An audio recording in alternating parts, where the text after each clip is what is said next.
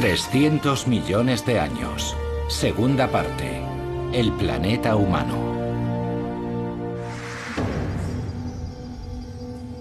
Bienvenidos a la planicie aluvial del río Rin en la época del Eoceno. 10 millones de años después de que el impacto de un cometa devastara nuestro planeta y Europa migrara más al norte. En los climas subtropicales, los mamíferos se habían convertido en los dueños de la Tierra. Aquí, donde más adelante crecerá la uva Riesling, ahora encontramos un exuberante y primigenio bosque tropical. La mitad de los grupos de mamíferos que existen en nuestro mundo ya estaban presentes aquí.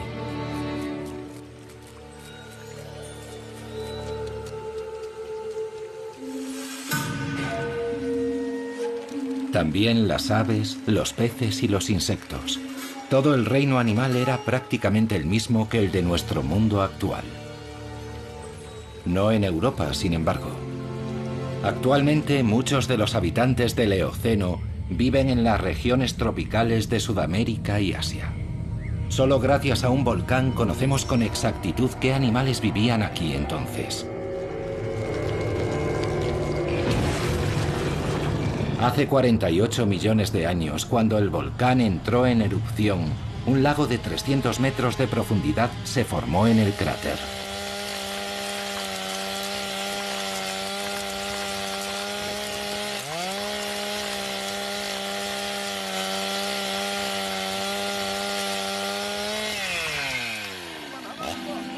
Las plantas y los animales desaparecieron en las profundidades, pero se conservaron intactos en las pizarras bituminosas.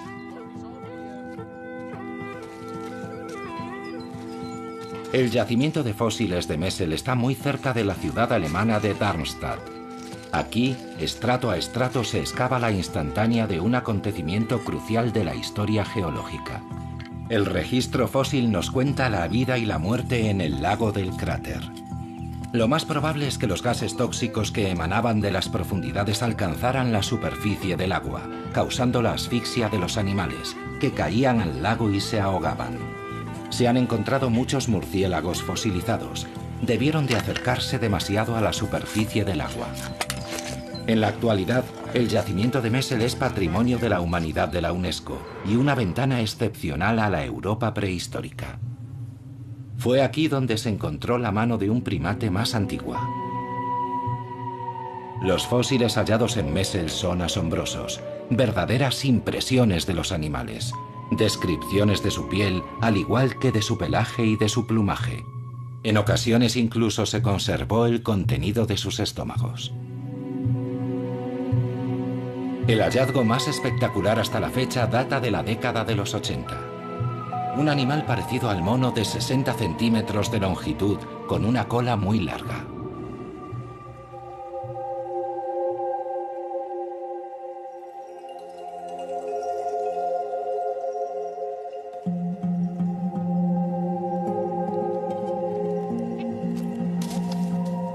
Probablemente esa criatura también fue víctima de los gases venenosos, como el resto de los animales descubiertos en el yacimiento.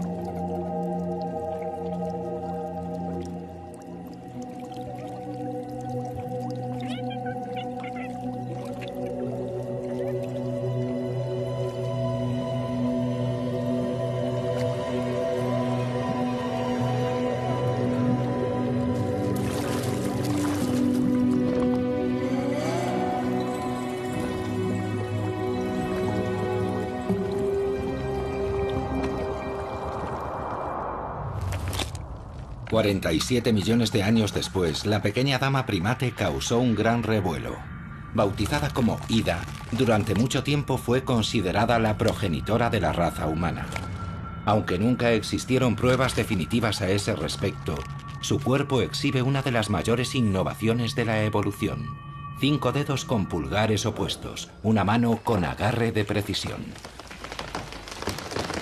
El bosque tropical del Eoceno también quedaría finalmente sepultado bajo los estratos del tiempo.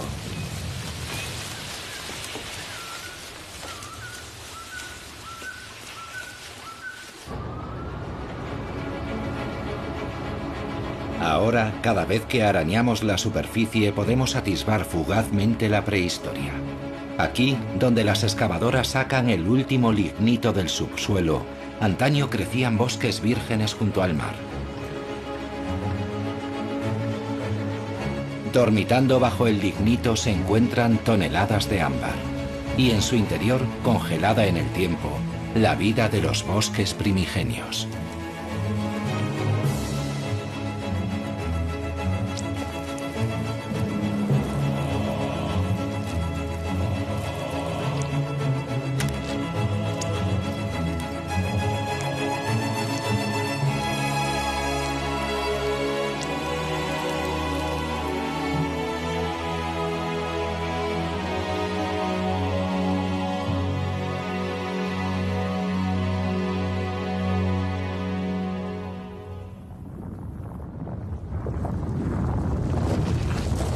Gran parte de Europa occidental estaba cubierta por una capa reciente de hielo.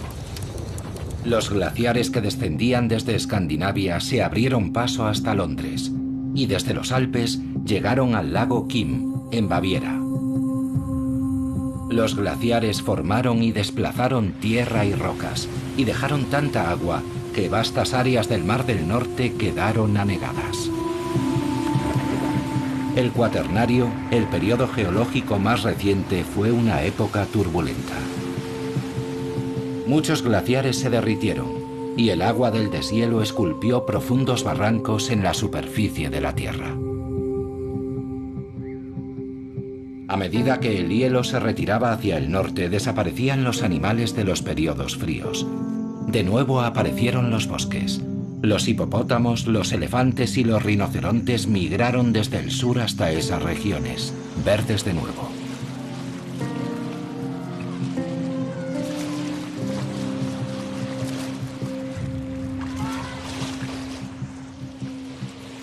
Los ciervos y los elefantes eran vecinos en los afluentes del primitivo Rin.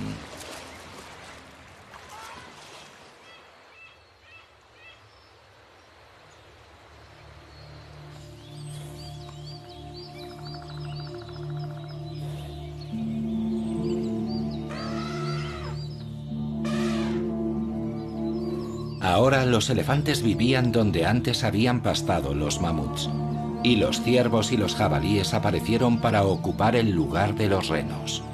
Los animales migraban en función de los cambios en el clima. Pero algo crucial había cambiado. Los animales ya no estaban solos.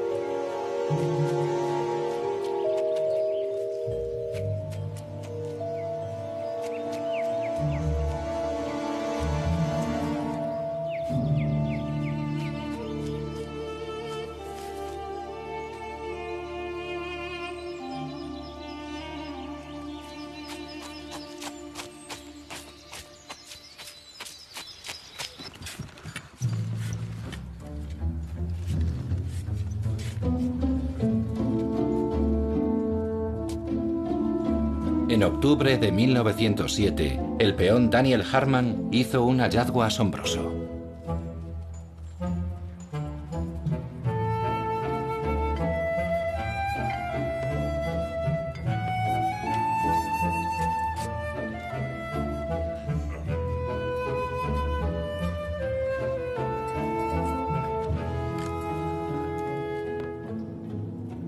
Amigos míos, hoy he encontrado a Adán.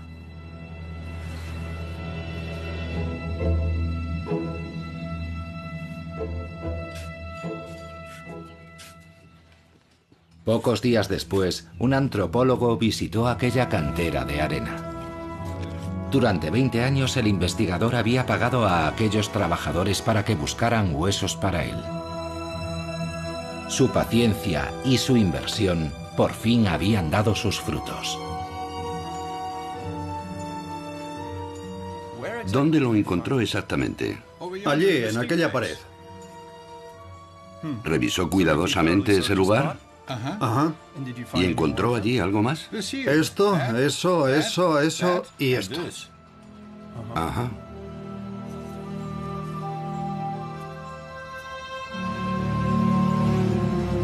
La mandíbula pertenecía a un antepasado del neandertal. Recibió el nombre de Homo heidelbergensis. La era del hombre había comenzado.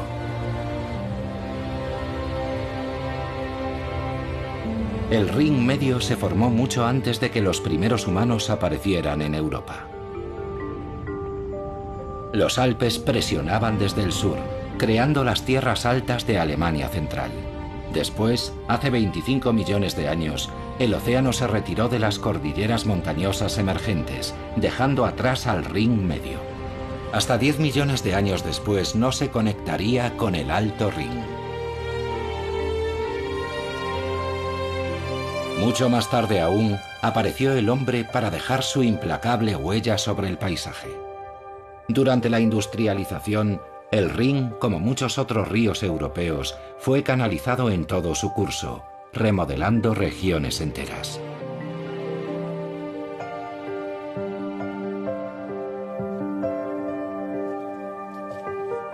Los romanos llevaron el arte de la viticultura al sur de Francia, a Alemania, a Italia y a España.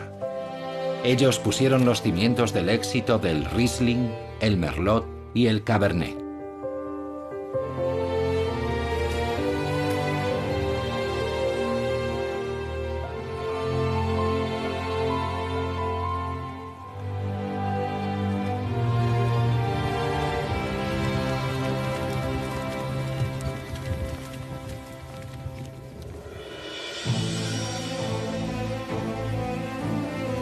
Aunque el paisaje de la ribera del Rin no lo sugiera, sus habitantes viven aquí más cerca de bufaderos de lo que imaginan. En la isla de Nadmeyerwerf, un chorro de agua alcanza alturas de hasta 60 metros. Es el geyser de agua fría más alto de la Tierra.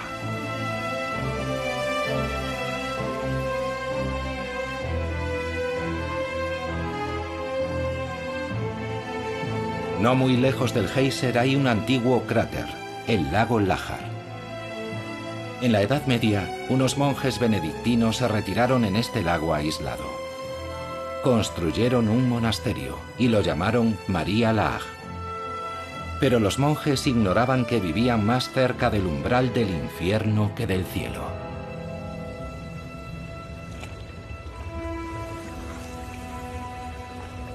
Los volcanes extinguidos de la región de Eifel en Alemania pueden volver a entrar en erupción en cualquier momento, igual que los supervolcanes de Italia. Nadie sabe si será dentro de 10.000 años o el próximo martes. La última vez que el volcán de María Laach entró en erupción, el resultado fue una destrucción de proporciones inimaginables. Las cenizas volcánicas llegaron hasta el sur de Suecia y el norte de Italia.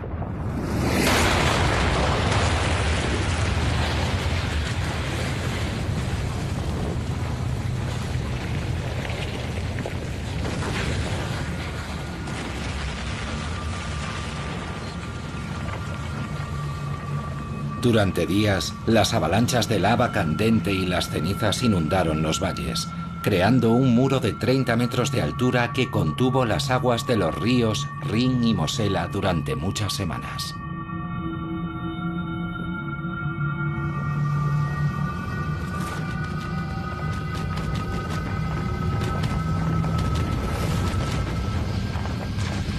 Finalmente, cuando el dique cedió, una gigantesca avalancha de agua corrió río abajo hasta los Países Bajos, arrasando todo lo que encontraba a su paso.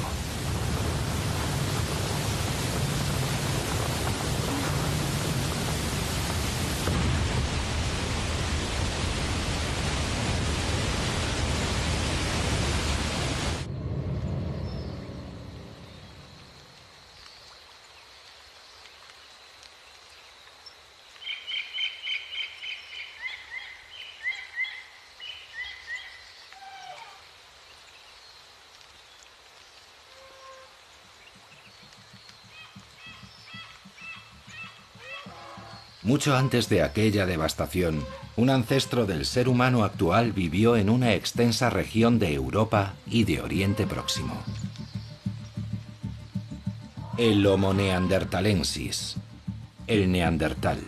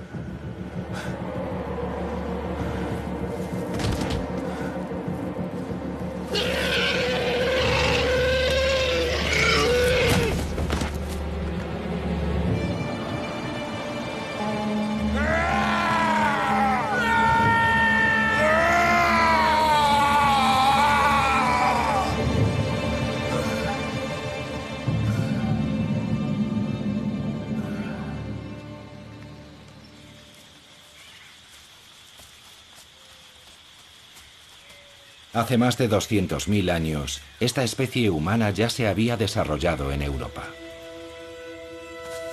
En los periodos más fríos, los glaciares habían obligado al neandertal a levantarse y seguir su camino. Pero finalmente la especie consiguió adaptarse al frío. Durante mucho tiempo se pensó que el neandertal era inferior al hombre moderno en todos los aspectos, pero no es así. Los neandertales sabían encontrar refugios seguros y los mejores territorios de caza.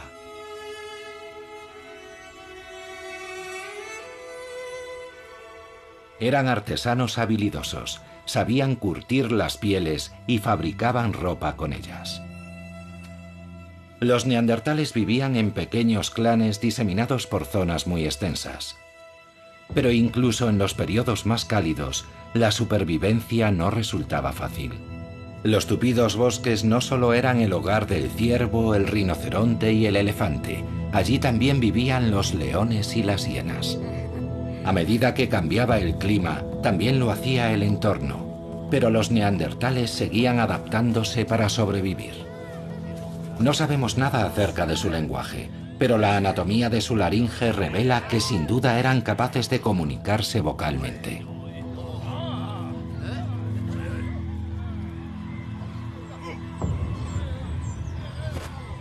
Sus herramientas para cazar eran ya mucho más avanzadas que las del Homo heidelbergensis. Usaban una especie de cola hecha de resina de abedul para sujetar sus afiladas puntas de pedernal a sus lanzas. Una invención brillante. Las evidencias muestran que los neandertales cuidaban de sus enfermos y enterraban a sus muertos. Aún se sigue especulando acerca de por qué el neandertal finalmente desapareció de la faz de la Tierra hace 30.000 años. Durante mucho tiempo se pensó que nosotros descendíamos de los que habían derrotado a esos primitivos, pero al parecer no todos los encuentros entre ellos fueron violentos. El hecho es que compartimos con ellos una porción, aunque muy pequeña, de nuestro material genético.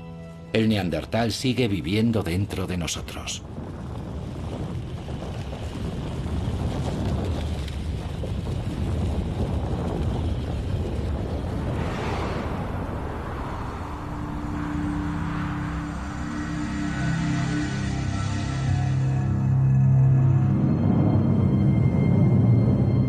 Por última vez hasta la fecha, un gran periodo frío se apoderó de Europa. Los lobos y los grandes herbívoros, mamuts, bueyes almizcleros y renos, recorrían por millones las grandes llanuras. A los pies de los glaciares, un viento constante azotaba la tierra. Era el lugar más septentrional en el que había vida. Cuando el frío se hizo demasiado intenso, las manadas tuvieron que emigrar.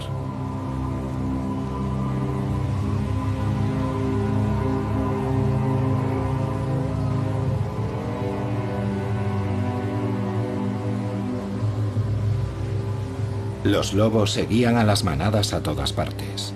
Y no eran los únicos. En mitad del periodo glacial, hubo seres humanos que migraron desde la sabana africana a lo que hoy es Europa Central. Durante días interminables, el cazador recorría el desierto de hielo en busca de carne fresca para su clan. Los lobos fueron de los primeros animales salvajes que los humanos no solo cazaron, sino que también domesticaron.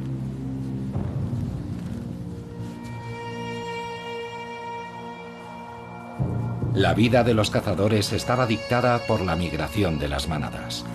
Cuando los animales cambiaban sus zonas de pastos, los humanos también lo hacían, moviendo sus campamentos a lo largo de las grandes rutas migratorias.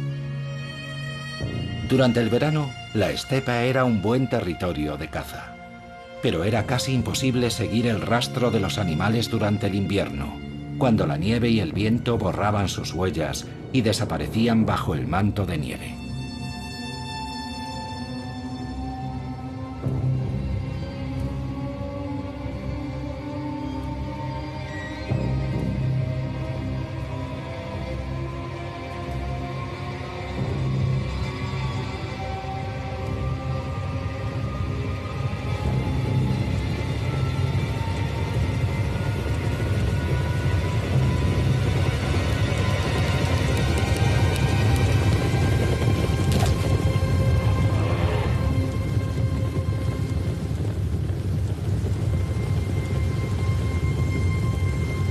Cada año los cazadores esperaban que sus presas pasaran durante su migración. Pero las grandes manadas empezaron a desaparecer lentamente y nunca regresaron. Algunas especies se extinguieron por completo, otras abandonaron esos territorios. Durante mucho tiempo el ser humano cargó con la culpa de la desaparición del mamut y de los megalóceros. Pero un puñado de cazadores no pudieron ser los responsables de la extinción de esas especies.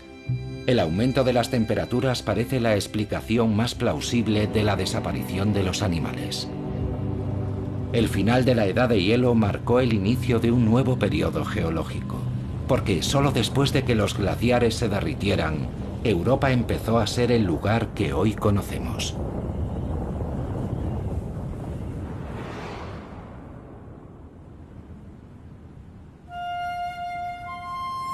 El territorio y el carácter del Mar del Norte cambiaron radicalmente. Avanzó más y más hacia el sur, inundando las grandes planicies que antes ocupaban las regiones de los glaciares. Así nació un hábitat completamente nuevo, el Mar de Frisia.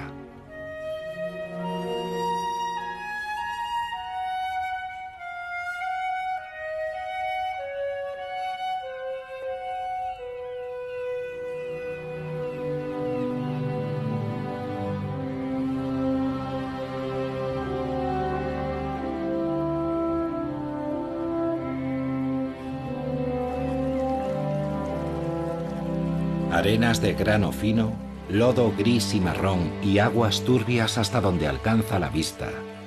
Eso es todo lo que el Mar del Norte tiene para ofrecer.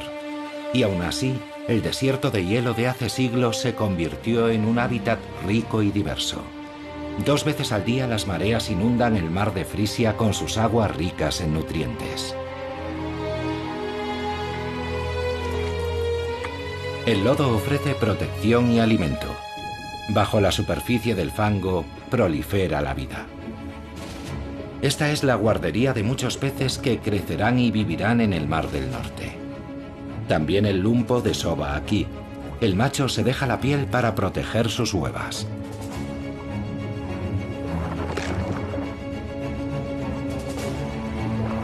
Después de todo, no es su supervivencia, sino la de sus retoños, la que asegurará la supervivencia de la especie.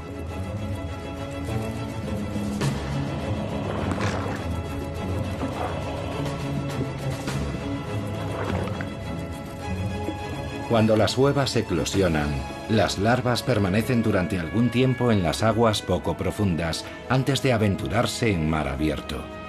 A menudo en las playas aparecen los cadáveres de los padres, muertos por agotamiento.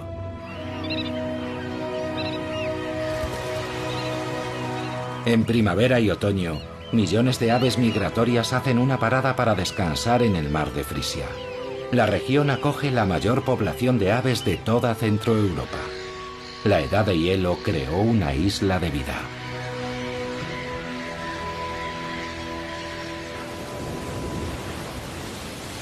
Lejos del litoral, el mar del norte se torna muy duro.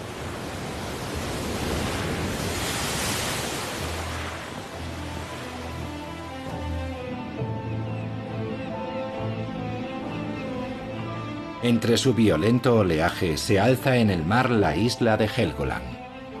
Hace unos 250 millones de años, la isla roja aún formaba parte de un desierto.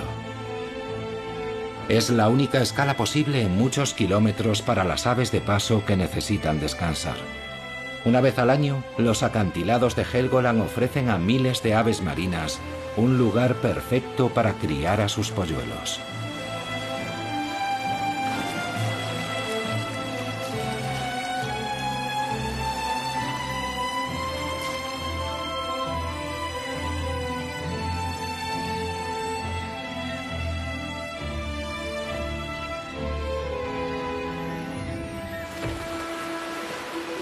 En invierno, cuando hace ya mucho tiempo que las aves migratorias han abandonado la isla, aparecen en la playa las focas grises.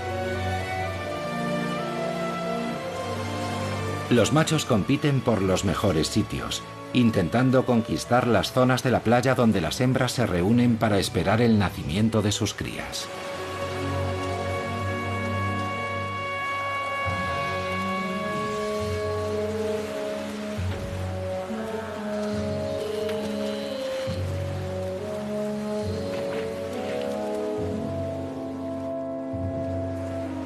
Poco tiempo después de dar a luz, comienza la época de celo de la foca gris. Uno tras otro, los machos aparecen en la orilla y compiten por ser los mejores en la batalla por la reproducción.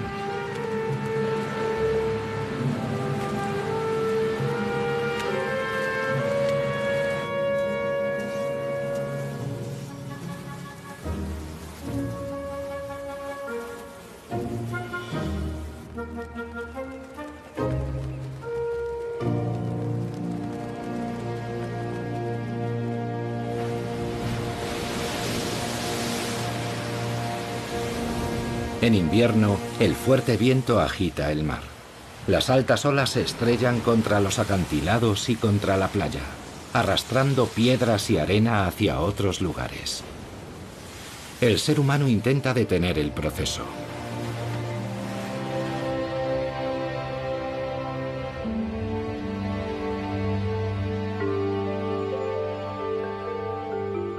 A lo largo de la costa del mar Báltico todo es mucho más tranquilo. Aquí, la edad de hielo excavó una cuenca y la llenó de agua del deshielo, creando el mar Báltico y un extenso cinturón de marismas y llanuras arenosas, ni tierra firme ni mar.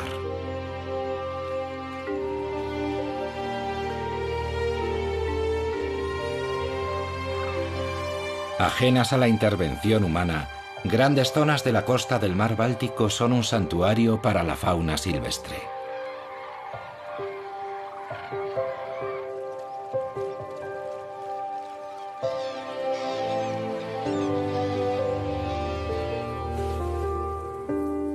El extenso cinturón de las marismas es un refugio perfecto para el aguilucho lagunero, que anida y cría a sus pequeños en el suelo.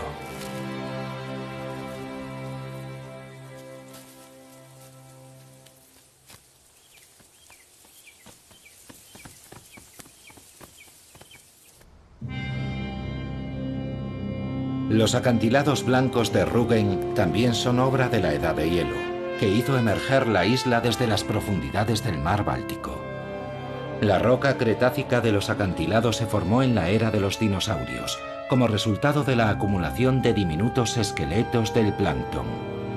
Bajo la presión de los glaciares, ese material creció, dando lugar a estos característicos acantilados blancos.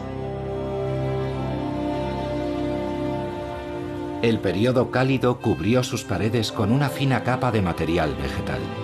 Las raíces de las plantas se aferran al sustrato blando. Sin esa cubierta vegetal, el oleaje y la lluvia hubieran hecho desaparecer por completo la isla hace mucho tiempo.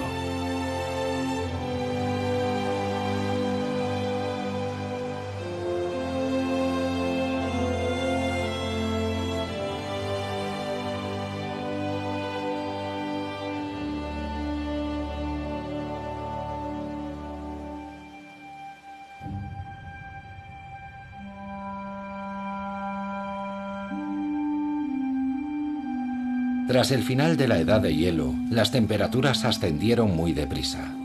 Los bosques regresaron y con ellos los animales que conocemos hoy.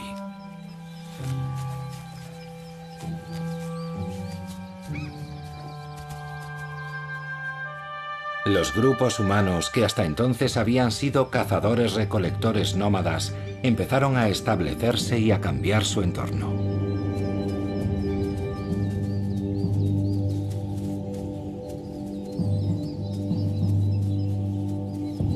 Pero mientras la civilización daba sus primeros pasos, comenzaron a aparecer conflictos completamente nuevos.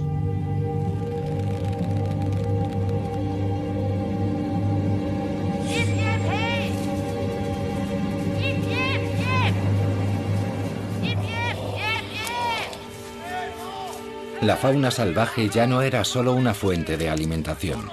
Para los agricultores que cuidaban de sus campos en el inicio de la agricultura, los ciervos eran animales nocivos que tenían que espantar. Para los cazadores, los granjeros y sus cultivos eran intrusos. Talaban los bosques y perturbaban sus terrenos de caza.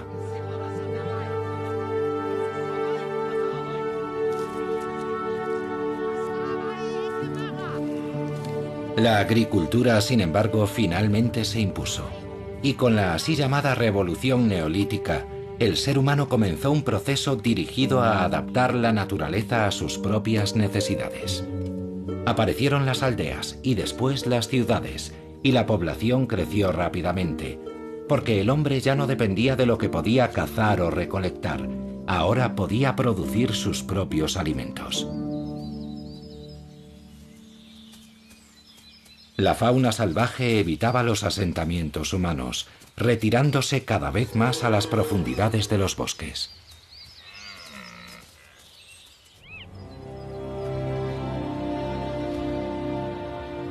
Hoy, las extensas marismas abiertas ofrecen muy poca protección.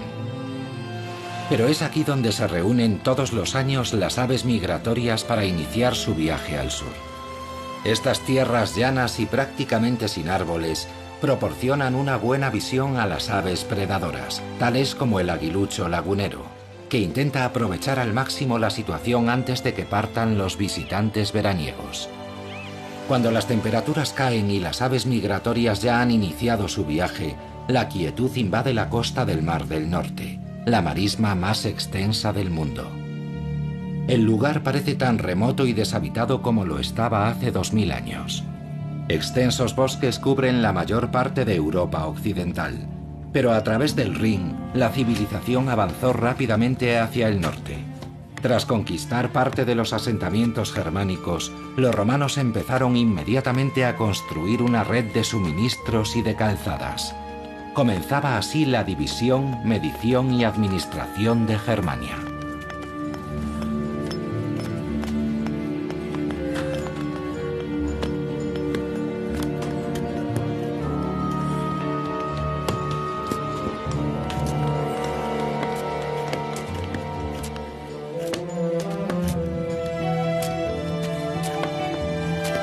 Gracias a una sofisticada técnica de medición, las calzadas romanas atravesaban el paisaje en perfecta línea recta.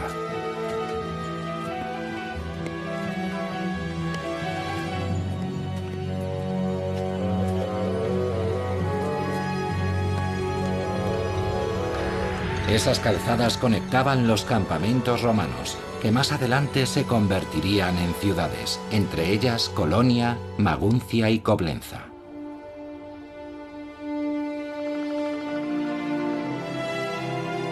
Lejos de los transitados caminos que construyeron los romanos, la Alemania de hoy en día está poco poblada. Si se dejara que los bosques se autorregeneraran, cubrirían prácticamente toda Europa.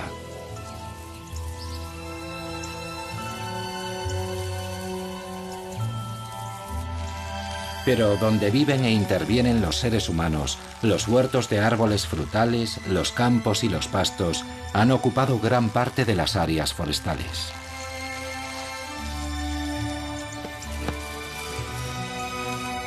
Se han creado nuevos hábitats. Aquí, el ganado vacuno y lanar y la maquinaria agrícola impiden que los bosques recuperen su territorio.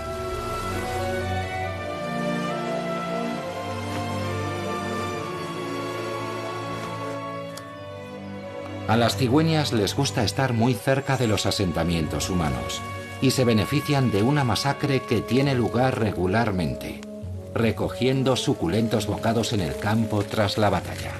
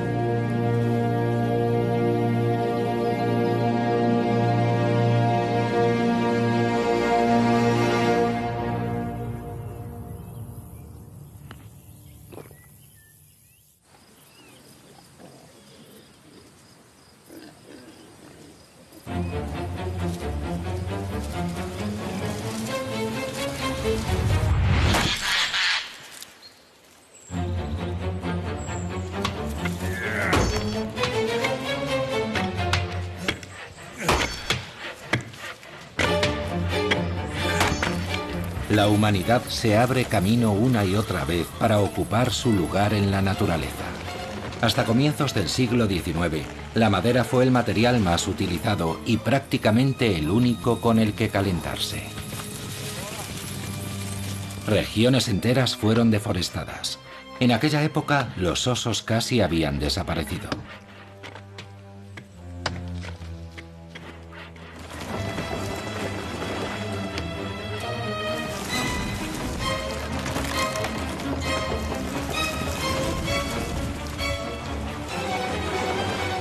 Desde la Edad Media, los bosques habían sido utilizados como tierras para el pastoreo, y las hojas que cubrían el suelo se recogían y se usaban como paja en los establos. La madera y el carbón proporcionaban la energía para calentar los hornos de las industrias de la sal, el hierro y el vidrio. Aparecieron más y más carboneras de leña para fabricar carbón vegetal, muy necesario para alimentar la incipiente industria. Allí donde escaseaba la madera, las comunidades y las ciudades dictaban leyes para proteger sus bosques.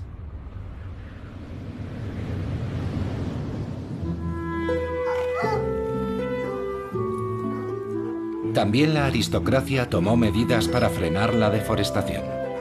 La aristocracia rural reclamó extensas áreas forestales y adoptó medidas para conservar los bosques y la fauna salvaje. Pero no por convicciones ecológicas. Los cazadores querían salvar sus imponentes cotos de caza de la destrucción. Sin el deporte de la caza de la nobleza acaudalada, el paisaje alemán hoy sería muy diferente.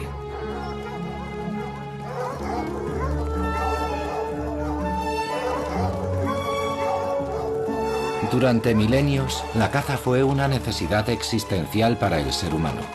Pero en la Alta Edad Media se convirtió en un privilegio. La nobleza aprobó un edicto sobre sus bosques. A los campesinos no solo les estaba prohibido cazar en ellos, tampoco se les permitía matar a los animales a los que sorprendían saqueando sus cultivos.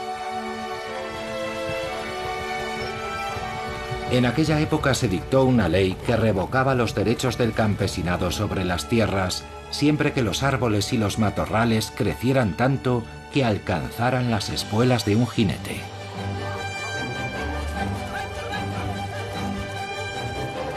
Actualmente la caza no solo sirve para controlar la población de animales, también es una actividad recreativa muy popular.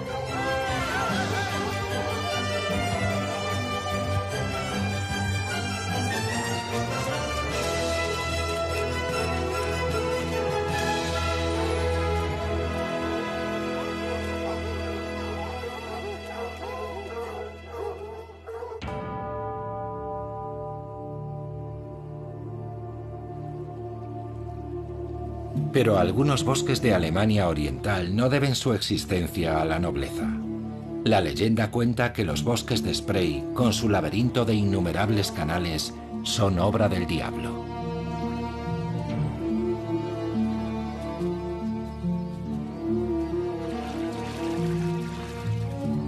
De hecho, esta madeja de agua y bosques es un legado de los glaciares de la Edad de Hielo.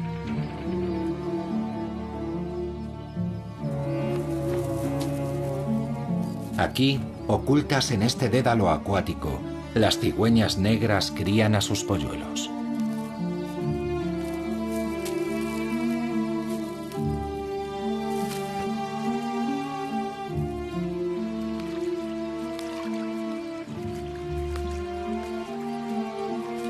Se alimentan de pequeños peces y ranas que tienen que compartir con las serpientes.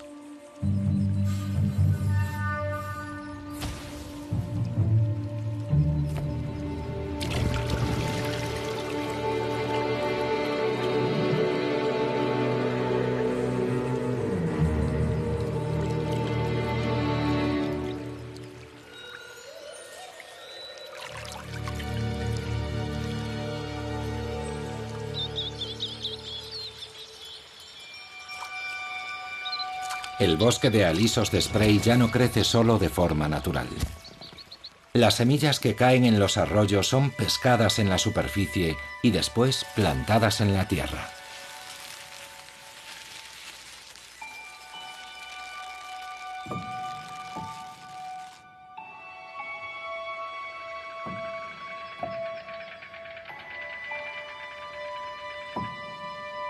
El bosque actual de Spray ya no guarda ningún parecido con su antepasado primigenio.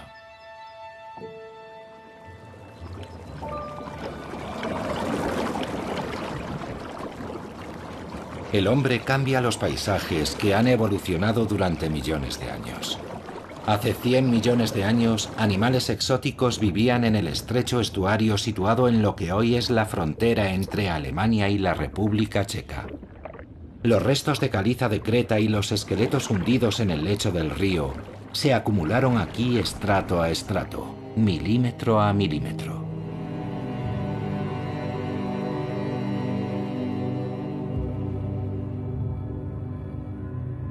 Esa creta, junto con la arena y las rocas depositadas por el viento y el agua, se acumularon formando espectaculares acantilados de arenisca.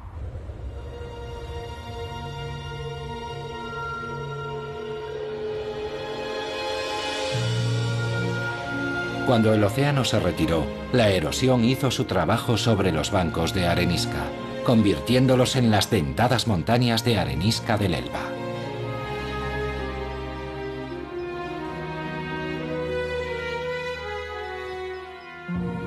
Recorrer estas paredes de piedra, entre los diferentes estratos rocosos, es como un viaje en el tiempo a través de las eras geológicas del continente europeo. Y su construcción continúa, a medida que los arroyos y cascadas cambian continuamente la pared de roca.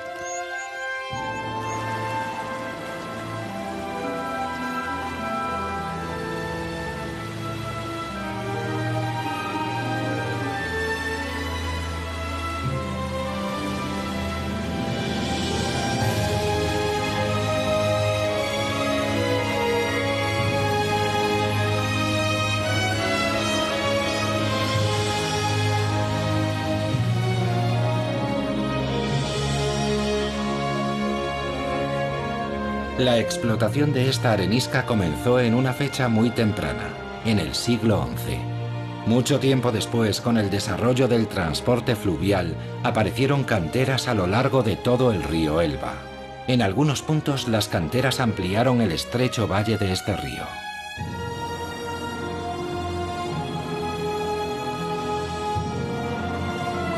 Roca a roca, la piedra era cortada y extraída de la cantera. Los bloques de arenisca viajaban por el Elba para edificar los muros de numerosos y espléndidos edificios civiles y religiosos en todo el mundo.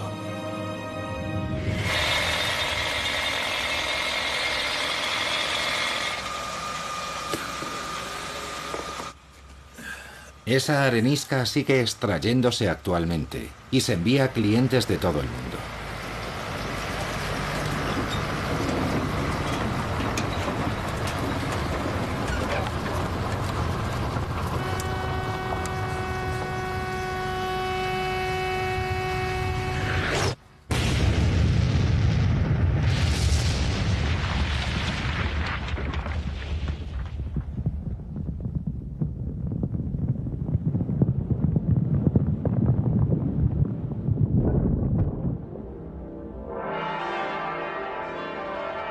Los maestros de obras de Dresde, del pasado y del presente, han erosionado las montañas del Elba.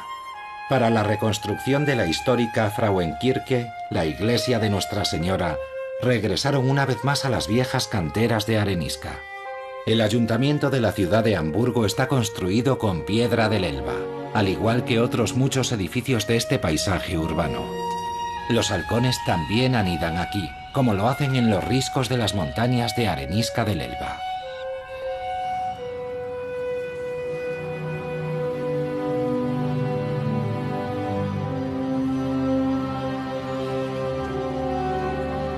Hace ya mucho tiempo que los animales se encuentran como en su propia casa en este hábitat creado por el hombre.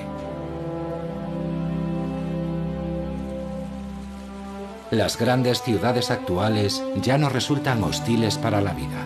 A menudo ofrecen una mayor diversidad de hábitats que el campo que las rodea.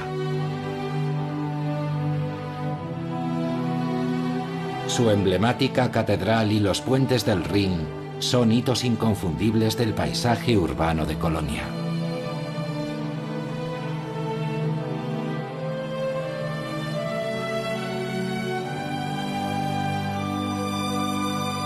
Turistas, hormigón y atascos de tráfico.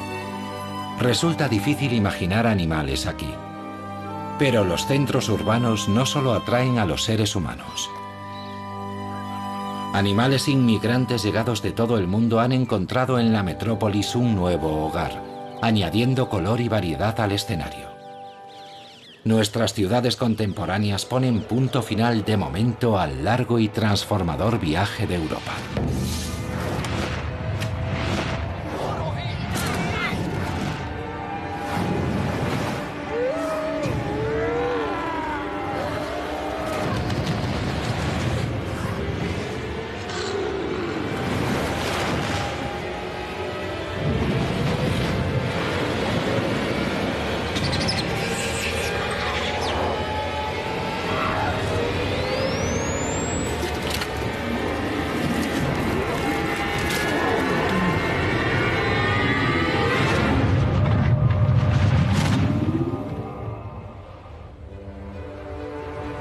Nuestro viaje ha terminado, pero Europa aún seguirá viajando durante mucho tiempo. Nunca sabremos qué dirección seguirá en el futuro. Tal vez algún lejano día repose en el Polo Norte o bajo el sol ecuatorial.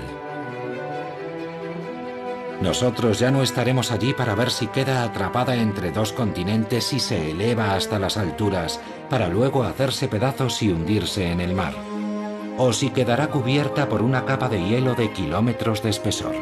Pero una cosa es segura, será una Europa completamente diferente a la que nosotros conocemos hoy.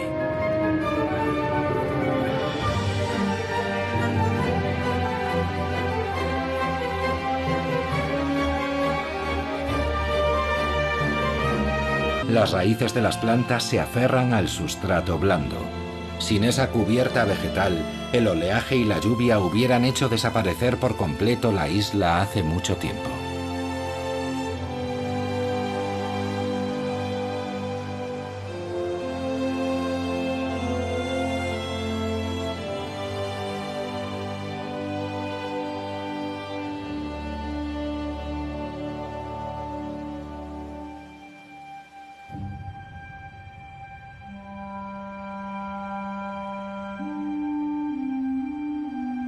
Tras el final de la edad de hielo, las temperaturas ascendieron muy deprisa. Los bosques regresaron y con ellos los animales que conocemos hoy.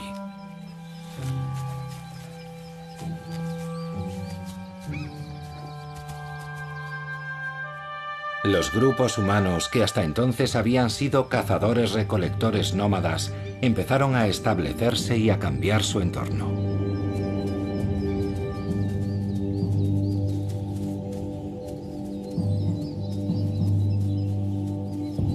Pero mientras la civilización daba sus primeros pasos, comenzaron a aparecer conflictos completamente nuevos.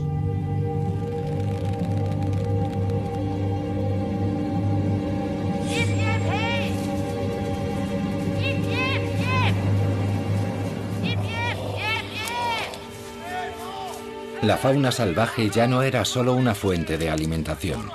Para los agricultores que cuidaban de sus campos en el inicio de la agricultura, los ciervos eran animales nocivos que tenían que espantar. Para los cazadores, los granjeros y sus cultivos eran intrusos. Talaban los bosques y perturbaban sus terrenos de caza.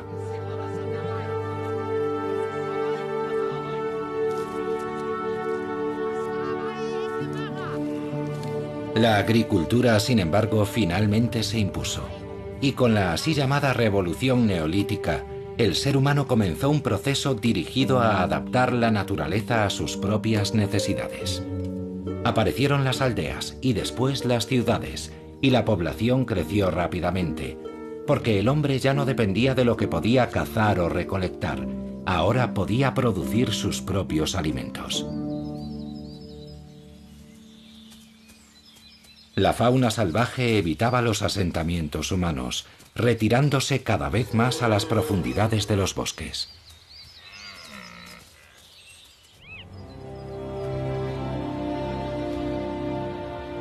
Hoy, las extensas marismas abiertas ofrecen muy poca protección.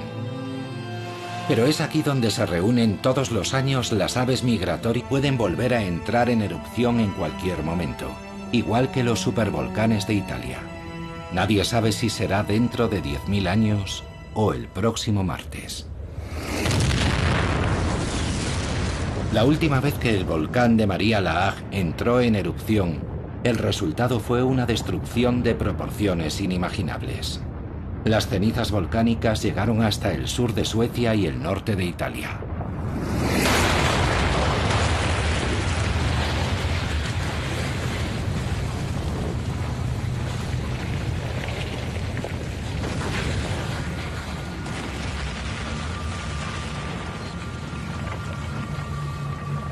Durante días, las avalanchas de lava candente y las cenizas inundaron los valles, creando un muro de 30 metros de altura que contuvo las aguas de los ríos Rin y Mosela durante muchas semanas.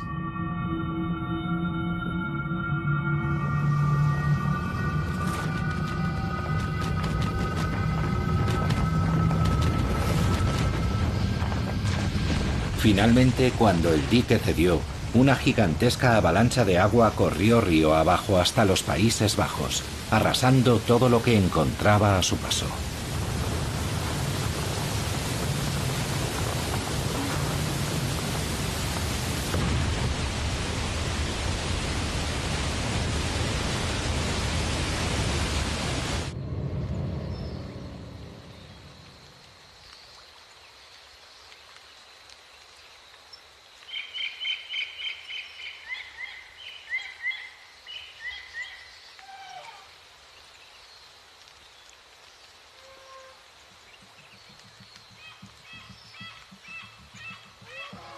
Mucho antes de aquella devastación, Un ancestro del ser humano actual vivió en una extensa región de Europa y de Oriente Próximo.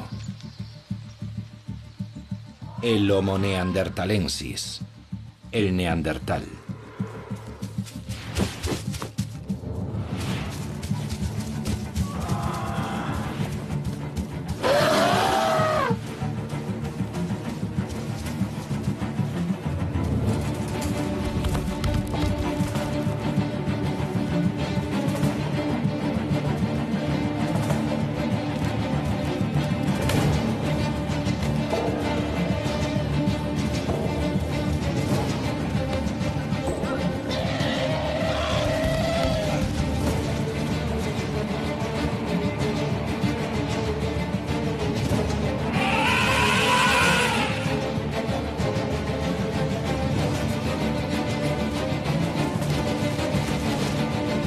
Impresiones de los animales, descripciones de su piel, al igual que de su pelaje y de su plumaje. En ocasiones incluso se conservó el contenido de sus estómagos. El hallazgo más espectacular hasta la fecha data de la década de los 80. Un animal parecido al mono de 60 centímetros de longitud, con una cola muy larga.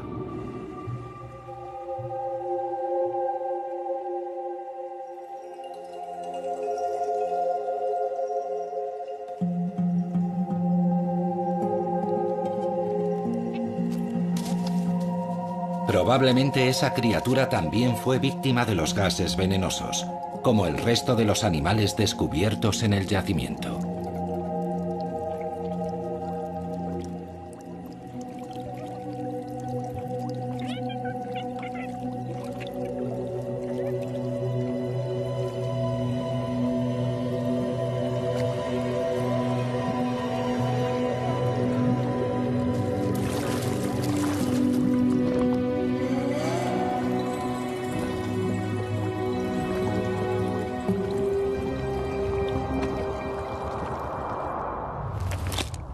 $47 millones de años después, la pequeña dama primate causó un gran revuelo.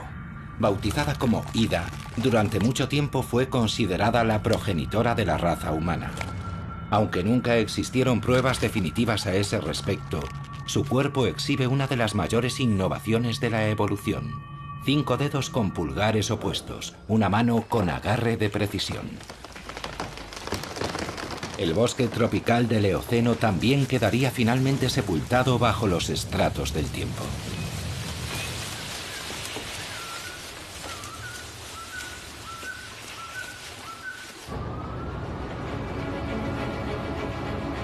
Ahora, cada vez que arañamos la superficie, podemos atisbar fugazmente la prehistoria.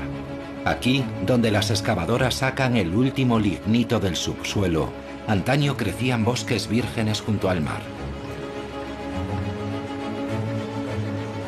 Dormitando bajo el lignito se encuentran toneladas de ámbar.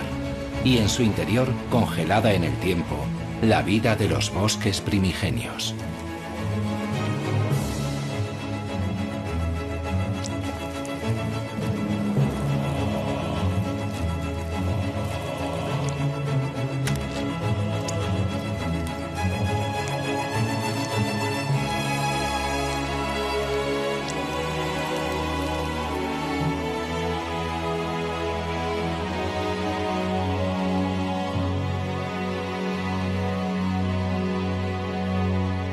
Tampoco se les permitía matar a los animales a los que sorprendían saqueando sus cultivos. En aquella época se dictó una ley que revocaba los derechos del campesinado sobre las tierras siempre que los árboles y los matorrales crecieran tanto que alcanzaran las espuelas de un jinete.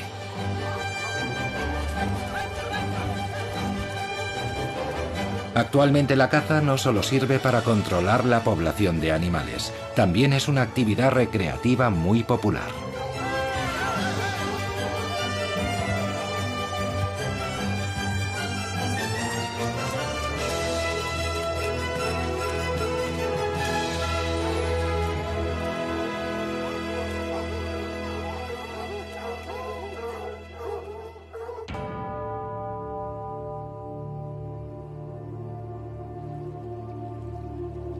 Pero algunos bosques de Alemania Oriental no deben su existencia a la nobleza. La leyenda cuenta que los bosques de Spray, con su laberinto de innumerables canales, son obra del diablo.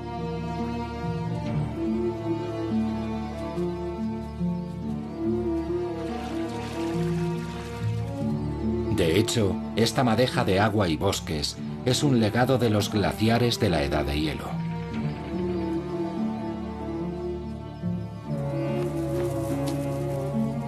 Aquí, ocultas en este dédalo acuático, las cigüeñas negras crían a sus polluelos.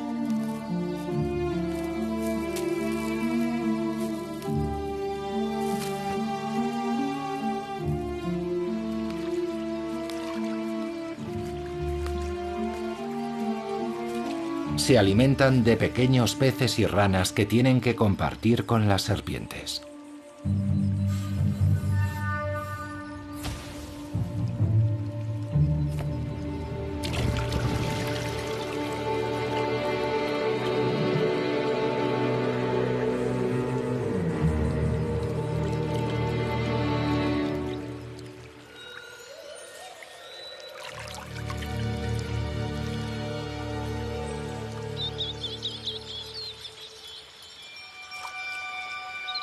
El bosque de alisos de Spray ya no crece solo de forma natural. Las semillas que caen en los arroyos son pescadas en la superficie y después plantadas en la tierra.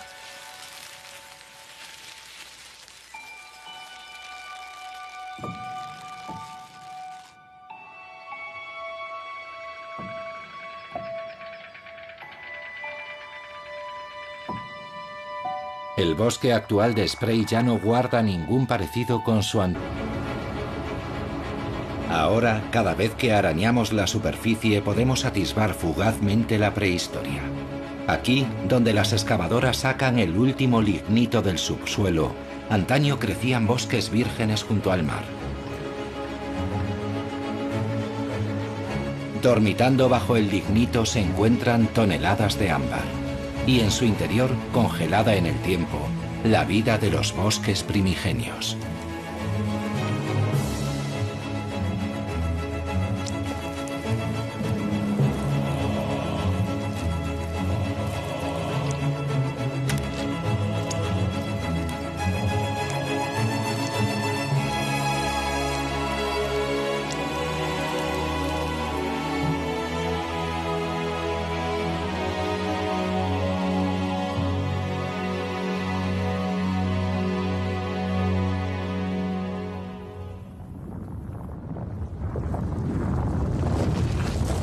Gran parte de Europa occidental estaba cubierta por una capa reciente de hielo.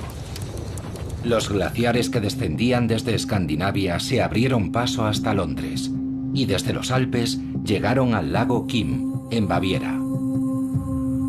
Los glaciares formaron y desplazaron tierra y rocas y dejaron tanta agua que vastas áreas del Mar del Norte quedaron anegadas. El Cuaternario, el periodo geológico más reciente, fue una época turbulenta. Muchos glaciares se derritieron y el agua del deshielo esculpió profundos barrancos en la superficie de la Tierra. A medida que el hielo se retiraba hacia el norte, desaparecían los animales de los periodos fríos. De nuevo aparecieron los bosques. Los hipopótamos, los elefantes y los rinocerontes migraron desde el sur hasta esas regiones, verdes de nuevo.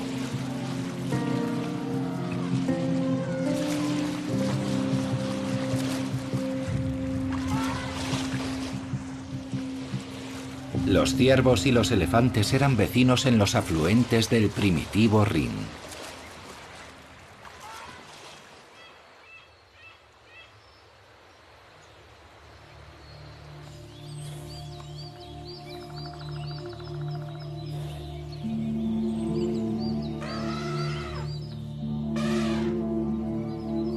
Ahora los elefantes vivían donde antes habían pastado los mamuts, y los ciervos y los jabalíes aparecieron para ocupar el lugar de los renos. Los animales migraban en función de los cambios en el clima. Pero algo crucial había cambiado. los animales ya no estaban solos. Lejos del litoral, el Mar del Norte se torna muy duro.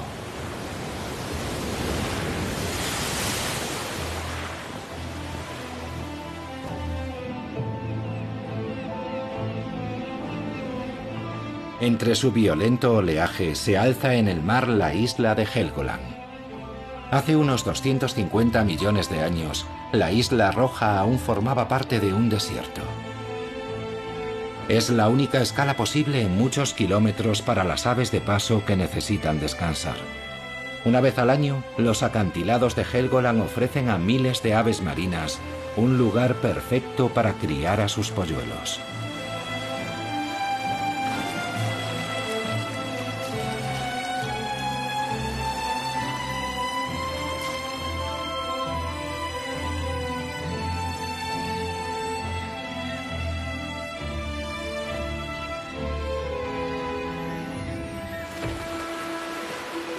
En invierno, cuando hace ya mucho tiempo que las aves migratorias han abandonado la isla, aparecen en la playa las focas grises.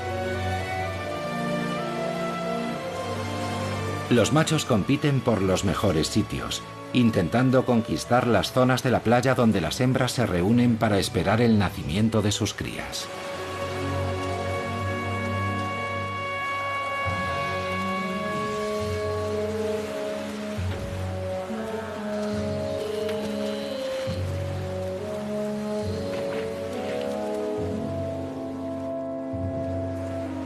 Poco tiempo después de dar a luz, comienza la época de celo de la foca gris. Uno tras otro, los machos aparecen en la orilla y compiten por ser los mejores en la batalla por la reproducción.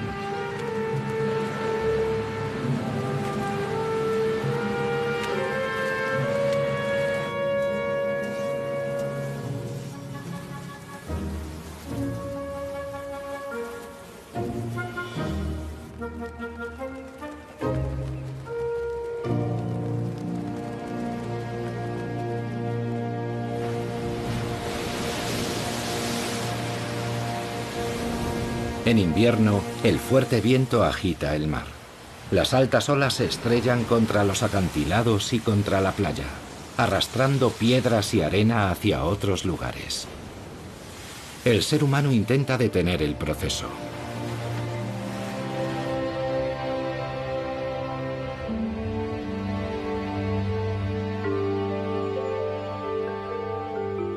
A lo largo de la costa del mar Báltico todo es mucho más tranquilo.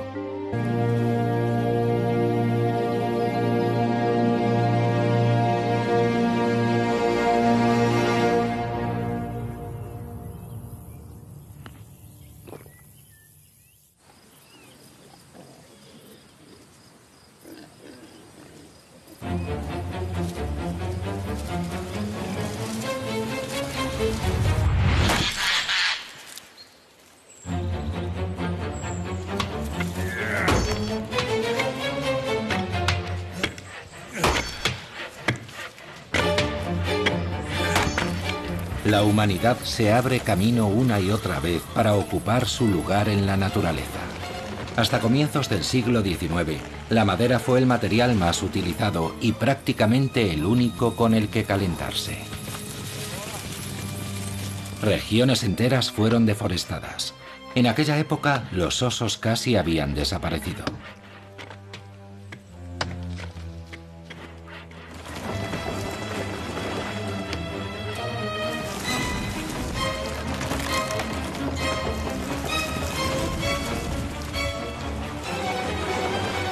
Desde la Edad Media, los bosques habían sido utilizados como tierras para el pastoreo, y las hojas que cubrían el suelo se recogían y se usaban como paja en los establos. La madera y el carbón proporcionaban la energía para calentar los hornos de las industrias de la sal, el hierro y el vidrio. Aparecieron más y más carboneras de leña para fabricar carbón vegetal, muy necesario para alimentar la incipiente industria. Allí donde escaseaba la madera, las comunidades y las ciudades dictaban leyes para proteger sus bosques.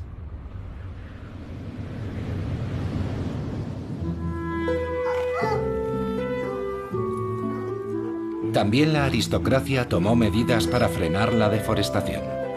La aristocracia rural reclamó extensas áreas forestales y adoptó medidas para conservar los bosques y la fauna salvaje. Pero no por convicciones ecológicas. Los cazadores querían salvar sus imponentes cotos de caza de la destrucción. Sin el deporte de la caza de la nobleza acaudalada, el paisaje alemán hoy sería muy diferente.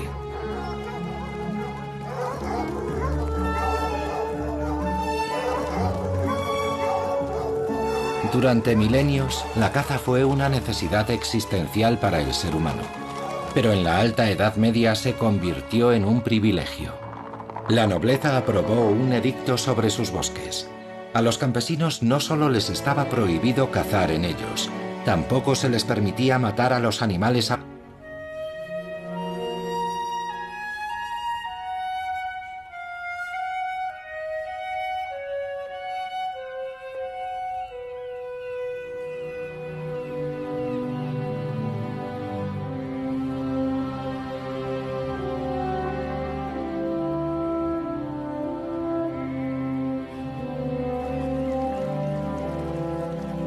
Arenas de grano fino, lodo gris y marrón y aguas turbias hasta donde alcanza la vista.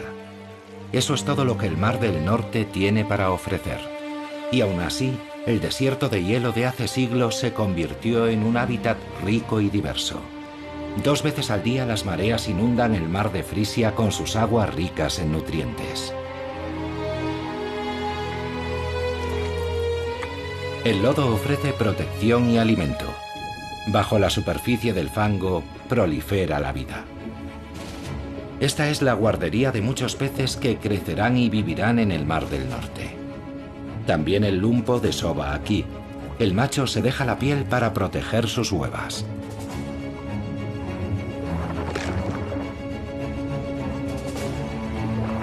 Después de todo, no es su supervivencia, sino la de sus retoños, la que asegurará la supervivencia de la especie.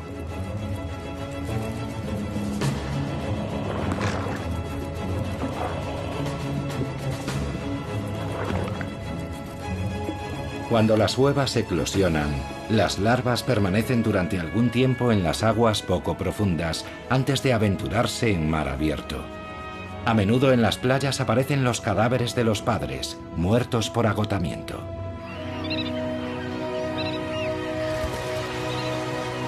En primavera y otoño, millones de aves migratorias hacen una parada para descansar en el mar de Frisia.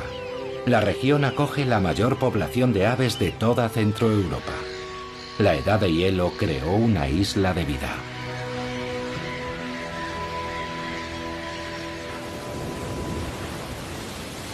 Lejos del litoral, el Mar del Norte se torna muy duro.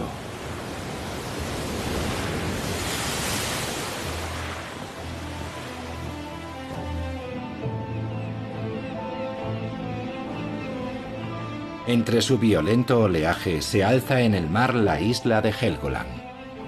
Hace unos 250 millones de años, la isla roja aún formaba parte de un desierto. Es la única escala posible en muchos kilómetros para las aves de paso que necesitan descansar. Una vez al año, los acantilados de Helgoland ofrecen a miles de aves marinas un lugar perfecto para criar a sus polluelos. Arenas de grano fino, lodo gris y marrón y aguas turbias hasta donde alcanza la vista. Eso es todo lo que el Mar del Norte tiene para ofrecer. Y aún así, el desierto de hielo de hace siglos se convirtió en un hábitat rico y diverso. 2 veces al día las mareas inundan el mar de Frisia con sus aguas ricas en nutrientes. El lodo ofrece protección y alimento. Bajo la superficie del fango prolifera la vida. Esta es la guardería de muchos peces que crecerán y vivirán en el Mar del Norte. También el lumpo desova aquí. El macho se deja la piel para proteger sus huevas.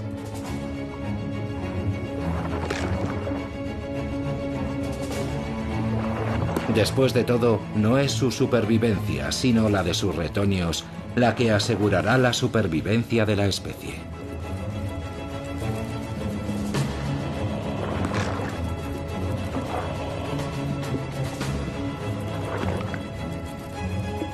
Cuando las huevas eclosionan, las larvas permanecen durante algún tiempo en las aguas poco profundas antes de aventurarse en mar abierto. A menudo en las playas aparecen los cadáveres de los padres, muertos por agotamiento.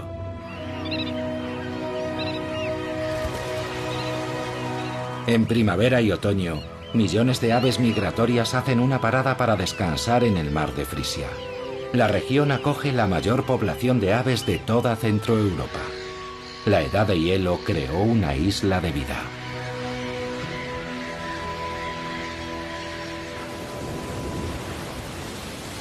Lejos del litoral, el Mar del Norte se torna muy duro.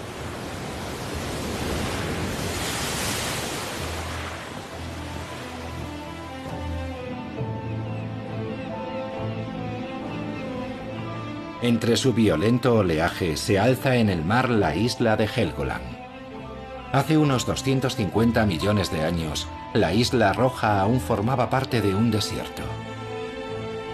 Es la única escala posible en muchos kilómetros para las aves de paso que necesitan descansar. Una vez al año, los acantilados de Helgoland ofrecen a miles de aves marinas un lugar perfecto para criar a sus polluelos.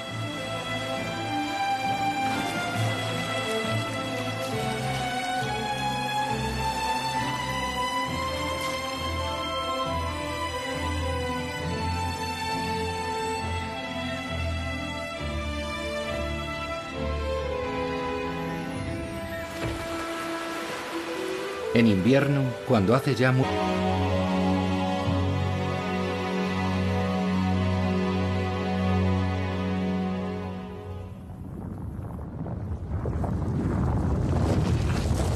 Gran parte de Europa occidental estaba cubierta por una capa reciente de hielo. Los glaciares que descendían desde Escandinavia se abrieron paso hasta Londres y desde los Alpes llegaron al lago Kim, en Baviera. Los glaciares formaron y desplazaron tierra y rocas, y dejaron tanta agua que vastas áreas del Mar del Norte quedaron anegadas. El Cuaternario, el periodo geológico más reciente, fue una época turbulenta. Muchos glaciares se derritieron, y el agua del deshielo esculpió profundos barrancos en la superficie de la Tierra. A medida que el hielo se retiraba hacia el norte, desaparecían los animales de los periodos fríos. De nuevo aparecieron los bosques. Los hipopótamos, los elefantes y los rinocerontes migraron desde el sur hasta esas regiones, verdes de nuevo.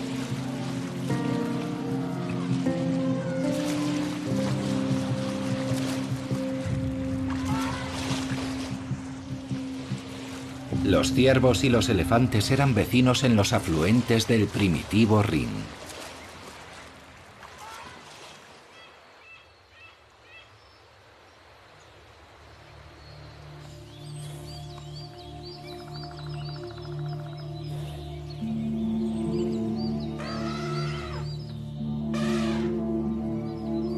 Ahora los elefantes vivían donde antes habían pastado los mamuts. Y los ciervos y los jabalíes aparecieron para ocupar el lugar de los renos. Los animales migraban en función de los cambios en el clima. Pero algo crucial había cambiado. Los animales ya no estaban solos.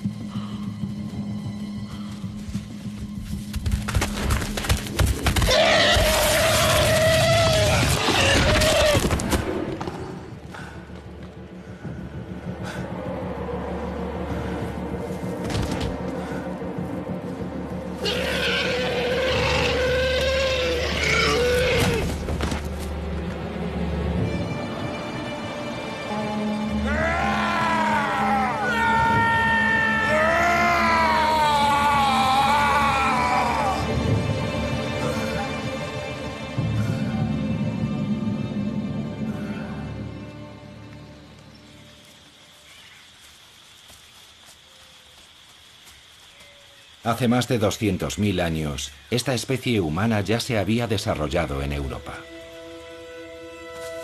En los periodos más fríos, los glaciares habían obligado al neandertal a levantarse y seguir su camino.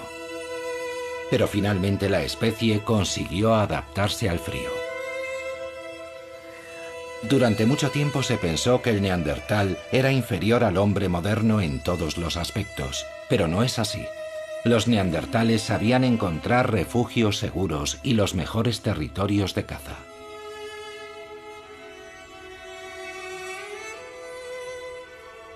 Eran artesanos habilidosos, sabían curtir las pieles y fabricaban ropa con ellas. Los neandertales vivían en pequeños clanes diseminados por zonas muy extensas. Pero incluso en los periodos más cálidos, la supervivencia no resultaba fácil. Los tupidos bosques no solo eran el hogar del ciervo, el rinoceronte y el elefante, allí también vivían los leones y las hienas. A medida que cambiaba el clima, también lo hacía el entorno, pero los neandertales seguían adaptándose para sobrevivir. No sabemos nada acerca de su lenguaje, pero la anatomía de su laringe revela que sin duda eran capaces de comunicarse vocalmente.